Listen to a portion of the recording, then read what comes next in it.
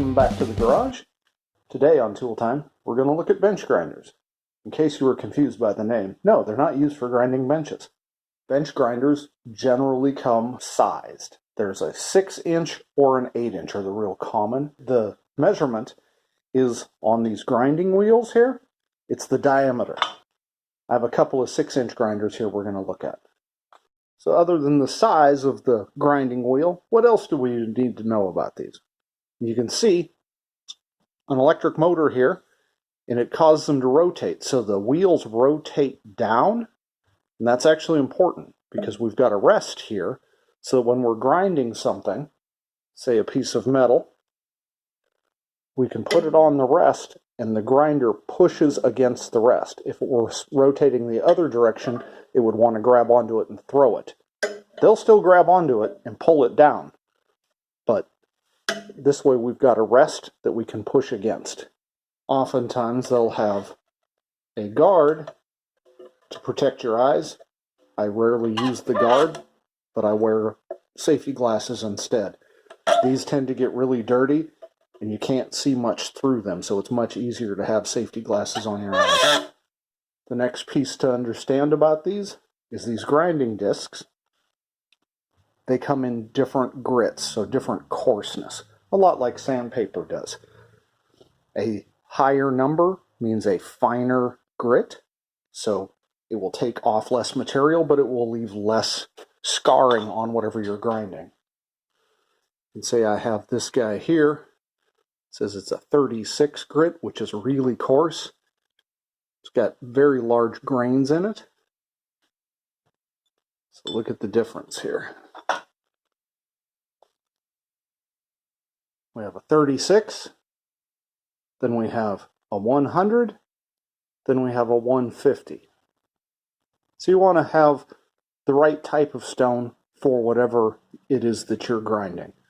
I have a couple of grinders, so I tend to have multiples, so I can just move from one grinder to another. As these bench grinders get used, this wheel wears from where you're grinding on it. This one, let's take a look a little closer at the profile on it. You can see on this grinding wheel, most of the work that I do is over here on this outer edge, and it's all rounded off. A good grinding disc, when new, will look like that. Nice and square and flat all the way across. So there are a couple of options. You can either replace this disc, or you can do what is called dressing it. We use a tool to take a layer off to square it back out. This is a wheel dresser. Basically, we've got a handle that you can hold on to, and then it's got some cutting discs here. So the wheel dresser, we're going to put right here on this rest and go in till we contact, and then we'll go back and forth, keeping this square to what we want the face of the wheel to be.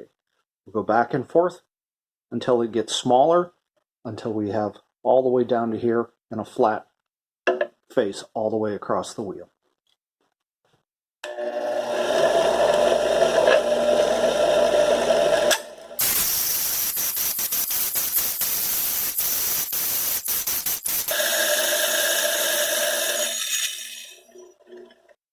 You can see now that the grinding wheel is much more square, much flatter across here with nice corners on it. Once you have the wheel dressed, it's important to minimize this gap right here between the rest and the stone.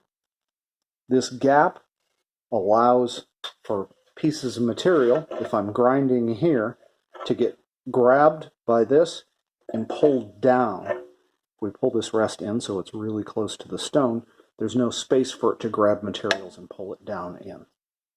On this grinder, this rest comes down and it's held on by these two bolts here. So we just loosen those bolts and the whole rest will slide in.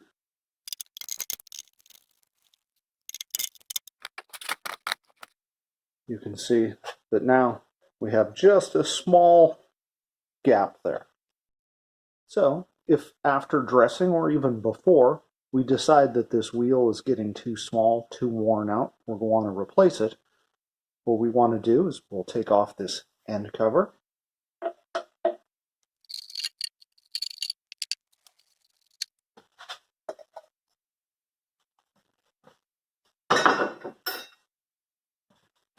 Then we have a single nut on here that we need to remove. Before taking off this stone, make sure that the grinder is unplugged so that you don't accidentally hit the switch and turn it on. Now, in order to remove this stone, we have to take off this nut in this washer. Problem is that if I try to turn it, the entire motor turns. One of the first things I always try is I'll take a wrench and put it onto the spindle on the opposite side, and then it sits on this rest. So then I can take the wrench, put it on here, and there we go. It's broken loose. You can take that off. This is cup shaped.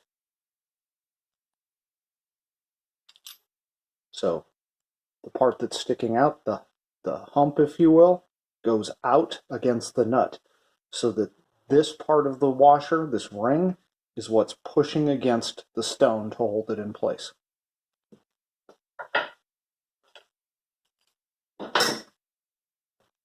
You can see the difference here. I take this stone off.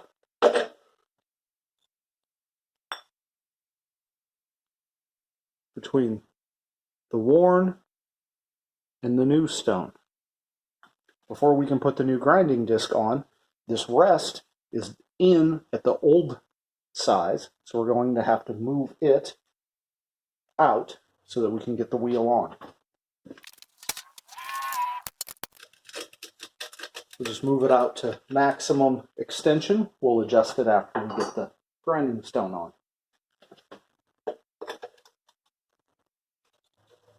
Put the new wheel on. Put the washer on.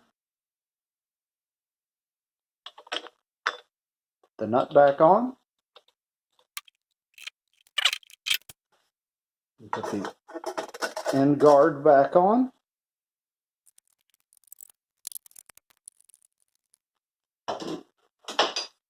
Readjust the rest so it's very close to the stone.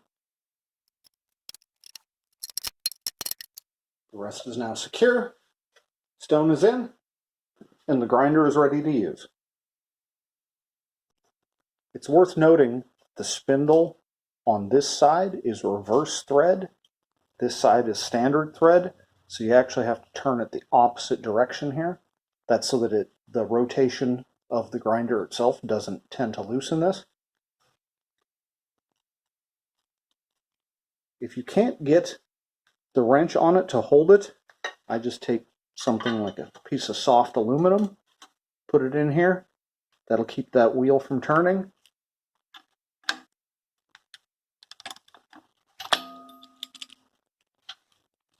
And then you can break it free that way. And there you go. Probably more than you ever needed to know about bench grinders. Thanks for watching.